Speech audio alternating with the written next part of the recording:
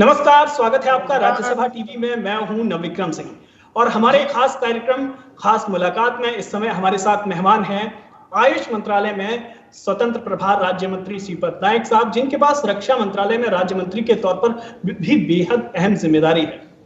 छठा अंतर्राष्ट्रीय योग दिवस मनाया जाने वाला है, हम उस पर सवाल करेंगे, लेकिन उससे पहले हम सवाल करेंगे श्रीपद नायक साहब से, चूंकि मोदी सरकार के दूसरे कार्यकाल का पहला साल कंप्लीट हुआ है, तो उस पर हम बात करना चाहेंगे कि क्योंकि आयुष मंत्रालय खास तौर पर बनाया गया था जो भारतीय चिकित्सा पद्धति है उसे उत्थान देने के लिए, तो पिछले 6 सालों में अनुसंधान संस्थानों को मजबूत करने की दिशा में मंत्रालय की तरफ से क्या-क्या कदम खास उठाए गए हैं?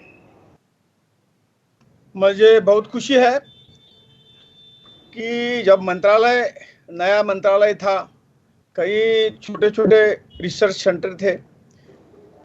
हमारी तो 6 पैथी है, इसमें आयुर्वेदा, योगा, नेचुरोपैथी, यूनानी, सिद्धा, सोवा रिगपा जुड़ गई है और होम्योपैथी है। सबसे पहले हमारी पूरी कोशिश रही कि जैसा आपने कहा कि आज लोग मेडिसिन का साइंटिफिक वैलिडेशन मांगते हैं। हम विश्वास रखते हैं, हमारी पूरी जनता विश्वास रखती है, जो हमारे ऋषि मुनि ने जो कुछ करके रखा था इसके ऊपर पूरा विश्वास है, भरोसा भी है। लेकिन जब हम हमारे देश छोड़कर जब बाहर एक्सपोर्ट करेंगे तभी तो इनके लिए वो साइंटिफिक जो वैलिडेशन है वो करके ही देना पड़ेगा, पेटेंट करके ही देना पड़ेगा। इसलिए हमने तैयारी की थी और गए 5-6 सालों में हमने रिसर्च सेंटरों की संख्या बढ़ा दी है, रिसर्च सेंटरों की संख्या बढ़ा दी गई है। मैं आज कह सकता हूँ हमारे आयुर्वेदा के पास ही कम से कम 31 रिसर्च सेंटर, बड़े छोटे सब कुछ सब जगह अलग अलग राज्यों में है। योगा नेचुरोपैथी के भी है, यूनानी है, सिद्धा है, ये सबके हमारे रिसर्च सेंटर अपने अपने तरफ से बहुत बढ़िया काम कर रहे हैं। और हम चाहते हैं कि इस रिसर्च का काम और बढ़े और लोगों की जैसी मांग है, फॉरेन कंट्री की जैसी मांग है कि वो चाहते हैं कि हमारा मेडिसिन अपने यहाँ तक जाए। आज तक हमने कम से कम 12 कंट्री से एमओयू हो गए हैं। लोग चाहते हैं कि हमारी पैथी वहाँ शुरू हो जाए। हमारे कम से कम 58 इंफॉर्मेशन सेंटर हमारे एमएससी में हमने शुरू कर दिए हैं। 11 बड़े यूनिवर्सिटी में हमने चेयर दे दी है।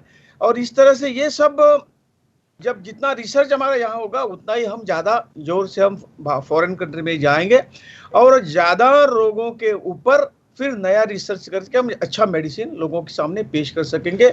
और इसलिए जो कुछ इस 5-6 सालों में जो काम हुआ है, अच्छा काम हुआ है और भी काम हमें बढ़ाना है। हम चाहते हैं कि हमारा मंत्रालय एक वर्ल्ड क्लास बड़ी लेबोरेटरी दिल्ली में प्रस्तापित करे, ताकि हर मेडिसिन हम किसी के पास जाने की जरूरत नहीं पड़ेगी। छोटे मोटे रिसर्च तो हमारे चलते हैं, बड़े से बड़े रिसर्च जब होंगे ये हमारे लेबोरेटरी से होंगे, ऐसी हमारी आगे का प्लान है। और निश्चित तौर से माननीय प्रधानमंत्री जी इसमें सहमत होंगे और ये प्रपोजल हम निश्चित तौर से डालेंगे, क्योंकि कोविड-19 के बारे में हमने देखा है कि हमारा जो कुछ मेडिसिन का जो रिसर्च करना था सभी जो आईसीएमआर हो बाकी सब संस्था उनके साथ हमने मिलके किया हुआ है। और हम चाहते हैं कि जैसा आप चाहते हैं, सब लोग चाहते हैं कि रिसर्च में बढ़ावा लाने की, रिसर्च को ऊपर करने के लिए हमें एक सब कुछ करना है। और इस 6 साल में हमने बहुत कुछ किया हुआ है। जी सर, क्योंकि रिसर्च सीधे तौर पर मेडिकल प्लांटेशन से जुड़ा है, आयुष मंत्रालय का एक मैंडेट ये भी था कि जो मेडिकल प्लांटेशन है, जो औषधीय पौधे हैं, उनके उत्पादन को बढ़ावा दिया जाएगा। अभी बीते दिनों में हमने देखा कि उत्तर प्रदेश सरकार की अगर बात करें तो उत्तर प्रदेश सरकार ने ऐलान किया कि सड़कों के किनारे जो मेडिकल प्लांटेशन लगाया जाएगा। इसके अलावा कई और राज्य सरकारें पूरे देश में मेडिकल प्लांटेशन को बढ़ावा देने के लिए कई काम कर रही हैं। तो आपसे जानना चाहूंगा कि जो केंद्र सरकार है वो राज्य सरकारों को मेडिकल प्लांटेशन और खासतौर पर किसानों को मेडिकल प्लांटेशन के ज्यादा से ज्यादा उत्पादन के लिए क्या गाइडेंस दे रहा है, किस तरीके की मदद कर रहा है? हमारे आयुष मंत्रालय में जो हमने नेशनल आयुष मिशन किया था, मिशन की स्थापना की और उसके जरिए हम सभी राज्यों को इस प्लांटेशन के लिए पैसा भेज रहे थे। हमारी अलग सिस्टम कुछ नहीं थी, इसलिए हम राज्य सरकार को ही इसके बारे में पैसा देते थे। और कई राज्यों में तो उनका फॉरेस्ट डिपार्टमेंट ये प्लांटेशन का बाकी सबका काम कर रहा था। और ये काम बहुत अच्छे तरीके से हुआ है। और ये राज्यों को देने के बाद हम कई एनजीओ के लिए भी कोई प्रोजेक्ट हम लेते थे और एनजीओ के थ्रू इसका प्लांटेशन का काम हमारा शुरू था। लेकिन जैसा आपने कहा कि ये काम यदि बढ़ना है, आज पूरे दुनिया से डिमांड आ रहे हैं कि अपना मेडिसिन, और अगले आने वाले 10 सालों में हम ये पूर्ति कर पाएंगे नहीं, ये हमें डाउट है। और इसलिए प्लांटेशन को बढ़ावा देना, प्लांटेशन को बढ़ाना, यही हमने सोचा हुआ है। और मैं एक खुशखबर आपको बता देता हूं कि गए 2 महीने पहले माननीय प्रधानमंत्री जी ने 4000 करोड़ रुपीस जो है स्पेशली इस प्लांटेशन के लिए हमें दे दिए हैं। और हर राज्य में अभी काम चल रहा है, उसकी पॉलिसी अभी तय होने रही है, तो कम से कम 15 महीने में हो जाएगी। और हम किसान के तक, इंडिविजुअल किसान के तक हम जाएंगे। पहले तो एक एनजीओ को देते थे हम और राज्य सरकार के थ्रू प्लांटेशन होता था, अभी हर किसान को भी इसमें हम लूप में ले लेंगे और जो प्लांटेशन का काम जो है निश्चित तौर से बढ़ेगा। आने वाले समय में जो कुछ हमें लगता है कि जो डिमांड आएगा, रॉ मटेरियल हो या मेडिसिन हो, इसका डिमांड जो आएगा उस डिमांड को पूरी करने के लिए हमें प्लांटेशन की ओर जाना है। और माननीय प्रधानमंत्री जी ने कहा है कि 2022 में किसान के आय को हमें दुगना करना है। और ये एक हमारा शस्त्र है, ये एक हमारी ताकत है कि किसान का हम दुगना से भी ज्यादा इनकम इस प्लांटेशन के जरिए दे पाएंगे, ऐसा मेरा विश्वास है। निश्चित तौर पर जब खेती के लिए अलग अलग चीजें, और खासतौर पर जैसा कि आपने बताया कि आयुष मंत्रालय किसानों तक पहुंचने के लिए हर संभव प्रयास करेगा, सीधे किसानों तक पहुंचने के लिए संभव प्रयास करेगा, तो निश्चित तौर पर तस्वीर अलग होगी। सर, अब मैं बात करना चाहूंगा आपसे जो बेहद अहम मुद्दा है, अंतर्राष्ट्रीय योग दिवस। छठा अंतर्राष्ट्रीय योग दिवस हम मनाने जा रहे हैं। हमने पिछले सालों में देखा कि बेहद भव्य तरीके से भारत ही नहीं पूरी दुनिया में अंतर्राष्ट्रीय योग दिवस मनाया गया। इस साल इसका जो तरीका है वो थोड़ा सा बदला हुआ है, डिजिटल माध्यम के जरिए योग होगा। प्रधानमंत्री ने अपील भी की थी, माई लाइफ माई योगा। तो जो ये कैंपेन चलाई थी, जो ये प्रतियोगिता थी, उसका परिणाम किस तरीके का देखने को मिल रहा है, खासतौर पर क्योंकि प्रधानमंत्री की भी ये अपील थी माई लाइफ माई योगा को लेकर। आप तो जानते हैं कि 2015 से ये हमारा छठा इंटरनेशनल डे ऑफ योगा होगा। जी। पहला जो इंटरनेशनल डे ऑफ योगा हुआ था वो राजपथ पर हुआ, आप उनके साक्षी है। और उसके बाद में दिल्ली के बाद हमने यहाँ चंडीगढ़ में ले लिया, देहरादून में ले लिया, बाद में उत्तर प्रदेश में ले लिया, और जो लास्ट ईयर का जो था हमने रांची में लिया था, झारखंड में। और इस बार हमने लेह में तय किया था कि इस बार हमें अपने हिमालयन स्टेट में करेंगे या यूनियन टेरिटरी में करेंगे। लेकिन कोविड-19 के कारण हमें वो कार्यक्रम वहां रद्द करना पड़ा, क्योंकि हम इतने लोगों को जुटा नहीं पाएंगे, क्योंकि ये जो सोशल डिस्टेंस का जो ये है ये सब हमें पालना पड़ेगा, क्योंकि जब तक कोरोना नहीं जाएगा तब तक ये पथ्य हमें पालने पड़ेंगे। इसलिए हमने इस साल की जो थियरी बनी है कि yoga at home, yoga with family, कि कोई भी बाहर इकट्ठा नहीं होगा बड़ी संख्या में। जहां हम अपने घर में रहेंगे तो अपने घर में ही योग करेंगे और फैमिली के साथ योग करेंगे, ऐसी जो स्कीम है। और ये तो एक हो गई। और मुझे जो सपोर्ट मिल रहा है इसको लोग अपने अपने घर में, जैसे लास्ट ईयर जैसे ही इससे भी बढ़िया तरीके से योग अपने अपने घर में योग दिन मनाएंगे। और जो आपने कहा कि माई लाइफ माई योगा, ये जो थियरी है उसमें हम एक छोटा सा कंपटीशन रखा हुआ है। उसमें एक वीडियो ब्लॉग, 3 मिनट का वीडियो ब्लॉग को निकालेंगे योगा करते समय, और ये भेज देंगे, आयुष मंत्रालय को भेज देंगे। और इसके लिए, और इसके वीडियो ब्लॉग के साथ साथ ये योगा का फायदा मेरे जीवन में क्या हुआ है, मैंने जो योग किया उसका फायदा मुझे क्या हुआ, क्या अच्छा फायदा और हो सकता है, इसके बारे में एक छोटा सा पैराग्राफ वो लिख के भेज देंगे। और जो बेस्ट वीडियो और बेस्ट वो पैराग्राफ होगा, जो अपने व्यू देंगे, उसको 1 लाख रुपए का प्राइज हमने रखा हुआ है, ताकि ज्यादा लोग इसमें सम्मिलित हो, यही हमारा प्रयास है। और मुझे आज तक का जो रिपोर्ट मिला है कि लोग इसकी तैयारी बहुत बड़े दिल से कर रहे हैं।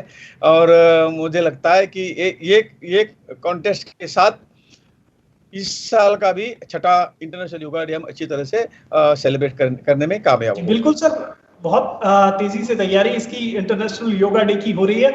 और बल्कि इस कैंपेन को लेकर अगर बात करें, आपकी मिनिस्ट्री की तरफ तो लोग भेज ही रहे हैं, बाकी सोशल मीडिया साइट्स पर भी लोग अपने जो माई लाइफ माई योगा जो कैंपेन है वो वीडियोस डाल रहे हैं और साथ ही अपने फायदे गिना रहे हैं जो उन्हें योगा के जरिए मिले सर। और इसके अलावा अगर आपने जो लेह की बात की, और मैंने लेह में जो आपने अभी एक संस्थान को राष्ट्रीय महत्व का दर्जा दिया था, संसद में एक मिला था, और वहां पर भी बड़ी तेजी से तैयारी, हालांकि इंटरनेशनल योगा डे का बहुत बड़ा कार्यक्रम नहीं हो पाया, लेकिन हम देख रहे हैं कि इंटरनेट पर कि वो लोग भी बहुत अच्छे से तैयारी कर रहे हैं। पिछले 10-15 दिनों से वहां से भी कई वीडियोस आ रहे हैं। सर, एक और महत्व की बात आपसे समझना चाहूंगा, इंटरनेशनल योगा डे, क्योंकि हमारी ये 5000 साल पुरानी जो पद्धति है वो बीच में लोग निश्चित तौर पर देश दुनिया में जानते हैं, लेकिन पिछले 5 सालों में और खास तौर पर जब इंटरनेशनल योगा डे मनाया जाने लगा, उसके बाद कितना प्रचार प्रसार इस प्राचीन भारतीय पद्धति का दुनिया भर में हुआ है। हमारे पूर्वजों ने, हमारे सभी बुजुर्गों ने कभी खाली जो कुछ कर रहे हैं वो खाली हिंदुस्तान का ही, अपने देश का ही विचार नहीं किया। उन्होंने सब कुछ वर्ल्ड के लिए हम कुछ कंट्रीब्यूट कर सकते हैं, यही विचार से हमने वर्ल्ड को बहुत कुछ कंट्रीब्यूट किया हुआ है। योग इसमें से एक है। माननीय नरेंद्र भाई मोदी जी ने सत्ता में आते ही 6 महीने में इसका रेजोल्यूशन यूएनओ में लाया, आप जानते हैं। और उसी वक्त 177 कंट्री ने हमको सपोर्ट किया, इस यूनियन इसको सपोर्ट किया। और इसके बाद में जो बाकी के जो 4 इंटरनेशनल डे ऑफ योगा हो गए, उसमें तो दुनिया के सभी राष्ट्रों ने ये कार्यक्रम, योगा डे का कार्यक्रम किया, ऐसा अनुभव है। और मैं एक आपको एक अच्छी बात कहना चाहता हूँ। हमने 5 साल से पहले योग शुरू किया और हमारे प्रधानमंत्री की दूरदृष्टि इतनी थी कि ये 5 साल का योग आज कोरोना वायरस के लिए, कोविड-19 के लिए हमें यूजफुल हो रहा है कि आज उसका उपयोग इसको कंट्रोल करने में हुआ। सब लोग बता देते हैं कि जो हमारी रेस्पिरेटरी सिस्टम जो ठीक करनी है, जो कोरोना वायरस रेस्पिरेटरी सिस्टम को अटैक कर रहा है, इम्यूनिटी पे अटैक कर रहा है, ये योगा ने दोनों बातें देकर हमको मजबूती दी है, हमें इम्यूनिटी दी है, हमारी रेस्पिरेटरी सिस्टम ठीक कर दी है। ये इतनी बड़ी इतना बड़ा फायदा हम लोगों को, पूरे दुनिया को दे दिया है, ये लोग आज कह रहे हैं। और इसलिए योग ये हर एक के जीवन में उन्होंने करना चाहिए कि वो स्वस्थ रहना है तो योग को उन्होंने पकड़ना ही पड़ेगा, योग करना ही पड़ेगा, क्योंकि ये इंडिविजुअल बेनिफिट उसमें है। और यदि ये हर इंसान, हर इस देश का नागरिक जब भी मजबूत होगा, तभी तो कुछ देश के लिए, समाज के लिए वो कुछ कर पाएगा। और इसलिए योग तो अनिवार्य है। और जिस तरह पूरी दुनिया ने हमारे इस योग को सपोर्ट दिया, निश्चित तौर से हम भाग्यशाली है कि एक भारत ने आज पूरी दुनिया को स्वस्थ रहने के लिए एक इंस्ट्रूमेंट दे दिया है, और ये हर रोज हमारे देश की याद करते रहेंगे। सर, एक आज के दौर में मेंटल हेल्थ पर भी बात हो रही है कि मेंटल हेल्थ को लेकर संसद में बिल भी आया था। मेंटल हेल्थ को लेकर योगा कितना जरूरी है? आपको क्या लगता है कि देश में, क्योंकि हम अक्सर जो अपना शारीरिक बीमारियां हैं उन्हें देखते हैं, तब डॉक्टर के पास जाते हैं, लेकिन जब मेंटल हेल्थ की बात आती है तो कई बार उसे अवॉइड कर दिया जाता है। तो योगा के जरिए मेंटल हेल्थ को कितना मजबूत किया जा सकता है? जरूर। हम आज कहीं परसेंटेज है लोगों की वो योग यानी आसन इतना ही देखते हैं, और हेल्थ से रिलेटेड, ये हेल्थ के लिए है, ये तो है ही, लेकिन योगा जो है वो खाली आसन या ऐसा कुछ नहीं है। योगा को हम बोलते हैं अष्टांग योग। इसके 8 तरीके हैं, और इस योग साधना के जरिए हम अपने भगवान से भी जुड़ सकते हैं, ऐसा योग का कहना है। और इतना बड़ा उसका महत्व है। और जब योगी आदमी हर रोज तो शांत रहता है, काम रहता है, वो उसके में कोई चिंता नहीं रहती है, ये नहीं रहती है। और मैं कहना चाहता हूँ, जब मेंटल हेल्थ जब कब बिगड़ता है, आदमी जब गुस्से में आता है, गुस्सा करता है और अपसेट रहता है, तभी तो उसकी मेंटल हेल्थ बिगड़ जाती है। तो सबसे पहले इसको शांत करने के लिए योगा ही एक ऐसा मेडिसिन है कि वो आदमी को स्वस्थ रख सकता है और मेंटली भी स्वस्थ रख सकता है। और ऐसे कई आसन है जो मेंटली अपसेट होते हैं, इसके लिए कई आसन है, वो आसन करने के बाद वो निश्चित तौर से उसकी मेंटल हेल्थ तो सुधर सकती है और वो ठीक हो सकता है। ऐसे रिसर्च भी अभी आने लगे हुए हैं। सर, अब बात करना चाहूंगा आपसे कोरोना महामारी के दौर पर, खास तौर पर हम लोग देख रहे हैं कि आयुष मंत्रालय ने अपनी गाइडलाइन साझा की थी, जो कई तरह की जो काढ़ा या फिर कई तरह के जो आसन है, प्राणायाम है, उनके बारे में भी बताया था। लेकिन आपसे समझना चाहूंगा कि आपको क्या लगता है, क्योंकि लोग तो अपने अनुभव साझा कर रहे हैं, बीमारी के दौरान जिन्होंने आयुष पद्धति का इस्तेमाल किया उन्हें फायदा मिला, लेकिन क्या मंत्रालय ने इस पर कोई शोध किया है या लोगों से बात की है, जो प्राचीन भारतीय पद्धतियां हैं वो इस कोरोना वायरस से लड़ने में कितनी मददगार साबित हुई? आपने तो देखा होगा, जैसा मैंने योग के बारे में हमने चर्चा की है, और योग किस तरह से हमारी इम्यूनिटी और रेस्पिरेटरी सिस्टम को ताकत दे रहा है, ये भी एक हो गया। हजारों सालों से हमारी पेथी आ रही है और अनुभव के आधार पर जो 5000 साल से पहले भी जो कुछ मेडिसिन हमारी पेथी में किया था, वो आज भी वैसे कि ऐसे उसकी उपयुक्तता है, ये कोई ना नहीं कहेगा इसके लिए, इतनी ताकत उसमें है। और कोरोना वायरस के बारे में जो कुछ है, हमारे पास जो कुछ पुराने अनुभव के कारण ऐसे वायरस बहुत आए थे, हमने होम्योपैथी में हो, आयुर्वेदा में हो, यूनानी सिद्धा में इसका उपयोग हर बार किया हुआ है। और इसके आधार पर हमने एडवाइजरी में ये सब कुछ लोगों को दे दिया, काढ़ा हो, क्या करना है, किस तरह से अपनी लाइफस्टाइल बदलनी है, ये सब उसमें दिया था और उसका फायदा निश्चित तौर से हुआ है। और हमने ये करते करते इतने ही हमें रुके नहीं, लोग चाहते हैं कि उससे साइंटिफिक वैलिडेशन हो, और इसके लिए भी हमने प्रयास कर दिए। हमने एक टास्क फोर्स बना दिया, माननीय प्रधानमंत्री जी के आशीर्वाद से हमने एक टास्क फोर्स बना लिया और हमने फॉर्मूले मांगे, जो फॉर्मूले आयुष के पैथी में हो, उस फॉर्मूले को फिर एक बार रिसर्च करने के लिए हमने मंगवा दे दिए। कम से कम 2500 से ज्यादा फॉर्मूले आ गए, उसमें से छाट कर टास्क फोर्स ने, जो हमारे रिसर्च संस्था है ICMR और भाई CSRI वगैरह बाकी जो संस्था है, उनको साथ लेके उसका रिसर्च के लिए हमने कोशिश की है और हम अभी फाइनल स्टेज पे आ गए हैं। उसमें से हमें 5 फॉर्मूले हमने फाइनल स्टेज में आए हुए हैं। बाकी के ऊपर भी रिसर्च चलेगा, क्या क्या उसका फायदा हमें मिल सकता है, ये भी आगे आ जाएंगे। लेकिन अभी जो फाइनल स्टेज पे है वो अश्वगंधा का फॉर्मूला है, एस्टीमध्यु भी एक दूसरा है, दूसरा गिलोय है, गिलोय के बाद पिंपली है, और हमारा एक मेडिसिन जो रिसर्च के ऊपर ही था वो आयुष 64, उसका भी उसमें समावेश किया हुआ है। ऐसे 5 फॉर्मूले हमें तुरंत अगले 1 महीने 1.5 महीने में हमें ये मेडिसिन करके उपलब्ध हो जाएंगे। यहाँ तक हमने ये काम किया है और हम चाहते हैं, जैसा पीछे हमने डिस्कशन किया, कि फिर साइंटिफिक वैलिडेशन रिसर्च और इसी सभी मेडिसिन की और एक बार रिसर्च करने के लिए हम कुछ पीछे नहीं हटेंगे। फिर नया रिसर्च करके हम ये मेडिसिन जो हमारा है वो सभी हमारे देश के लिए नहीं बल्कि फॉरेन कंट्रीज के लिए भी उसका रिसर्च करके हम वहाँ भी भेजने का प्रयास हमारा है। जी सर, प्रधानमंत्री ने इंटीग्रेटेड मेडिसिन की बात की थी कि जो सभी जो पैथीज हैं, जो चिकित्सा पद्धति हैं, उनका समावेश किया जाए। तो इंटीग्रेटेड मेडिसिन की दिशा में हम कितना आगे बढ़े हैं, क्योंकि आज के दौर में उसकी काफी जरूरत महसूस होती है। जरूरत है, जो हमारा भाई ये यही है, इंटीग्रेशन जो है, इंटीग्रेशन ऑफ पैथी नहीं है, इंटीग्रेशन ऑफ मेडिसिन है। आज बड़े बड़े हॉस्पिटल में, मेदांता हो, अपोलो हो, बाद में अमृता माँ का जो हॉस्पिटल केरला में है, ऐसे बहुत से हॉस्पिटल में ये प्रयोग चल रहा है और वो सक्सेसफुल हो रहा है। जहाँ जहाँ सब लोग बैठते हैं, सभी पैथी के लोग बैठते हैं और जिस पेशेंट को किस मेडिसिन की जरूरत है वो डिस्कस करके वो मेडिसिन जब भी उसको दे दिया तो पेशेंट जल्दी ठीक हो जाता है।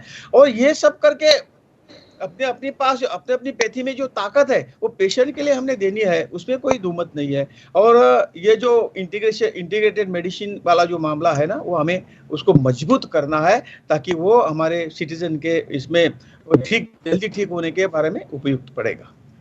जी सर, एक और बात आपसे समझना चाहूंगा, क्योंकि रक्षा राज्य मंत्री के तौर पर भी आपको जिम्मेदारी मिली हुई है, तो क्योंकि जैसे आपकी खबरें आ रही हैं कि सीमा पर कई तरह के तनाव हैं, तो ऐसे में भारत सरकार क्या कदम उठा रही है? क्योंकि लोग जानना चाहते हैं कि सरकार की तरफ से जो लोग हैं निश्चिंत होना चाह रहे हैं, तो सरकार की तरफ से जो सीमा पर तनाव है उसे कम करने के लिए क्या क्या खास कदम उठाए गए हैं?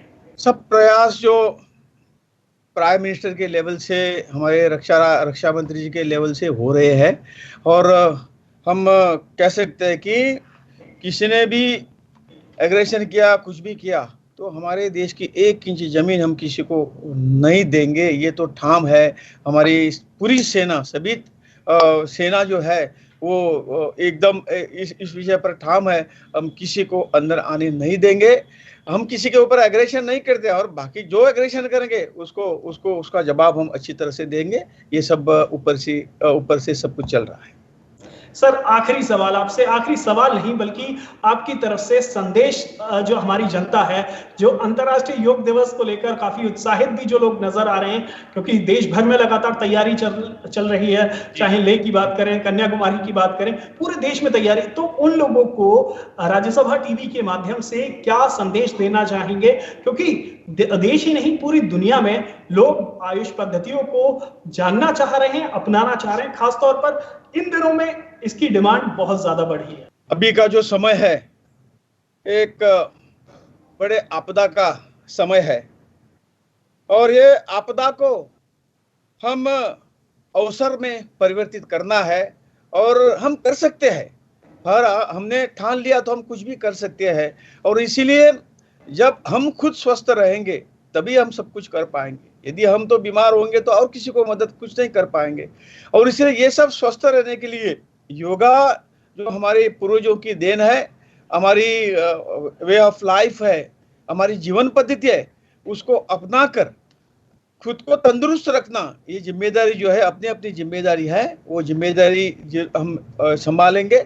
और इस छठे इंटरनेशनल डे ऑफ योगा के अवसर में मैं सभी को आग्रह करूंगा कि आप इस कार्यक्रम में सहभागी होकर इंटरनेशनल डे ऑफ योगा को आप सक्सेसफुल करें, और खुद तंदुरुस्त रखें, हमारे देश को तंदुरुस्त रखे और सुखी रहे। यही मेरा सबसे कहना है। बहुत बहुत धन्यवाद। जी सर, शुक्रिया राज्यसभा टीवी से बात करने के लिए। आपने कई अहम मुद्दों पर बात की, आपने हर पहलू पर बात की, रक्षा से जुड़ी हुई बात हुई, आयुष पद्धतियों पर बात हुई, और खासतौर पर अंतर्राष्ट्रीय योग दिवस पर। अंतर्राष्ट्रीय योग दिवस पर आपको भी शुभकामनाएं, और देशवासियों को सभी को शुभकामनाएं। सभी लोग इस मौके पर डिजिटल माध्यम से ही योग करें, और खासतौर पर सरकार ने जो मुहिम चलाई है, माई लाइफ माई योगा, एक प्रतियोगिता चलाई है, आप उसमें भी हिस्सा ले सकते हैं। उसके लिए सरकार ने इनाम भी रखा है। सभी लोगों का शुक्रिया। आप जुड़े रहिए राज्यसभा टीवी से। मुझे दीजिए इजाजत।